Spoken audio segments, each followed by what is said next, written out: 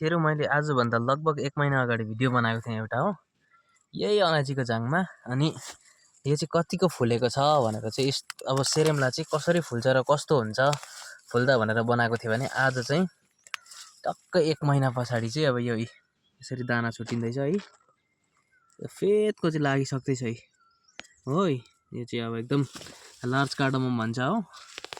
अन्त यो कसरी फुलेको छ भन्ने यहाँ हेर्न सक्नुहुन्छ तपाईँहरू। अब यो देखाउने ठाउँ पनि छैन, अप्ठ्यारो भयो खास गरी हो। यसरी फुलेको छ हो। यहाँ लगभग यो मुनि 100 चाहिँ दाना लागिसक्दैछ है, हेर्न सक्नुहुन्छ। मुनिको चाहिँ दाना लागिसक्दैछ हो। अन्त एउटा मात्रै होला यो भन्नुहुन्छ होला। यो त हेर्नुहोस् अर्को जाङ, यो पनि फेदको दाना छुटिसक्दैछ है। यो रातो देखेको दाना हो यिनीहरू। यो यहाँबाट यहाँ मुनि छ है, यिनीहरू सबै दाना हो, दाना छुटिसक्दैछ। र यहाँ माथि यो अलिक माथिल्लोपट्टिको भाग चाहिँ अलिक दाना लागिसक्ने छुट्टिने बेला भएको छैन, यहाँ उँधो लागिसक्दैछ हो।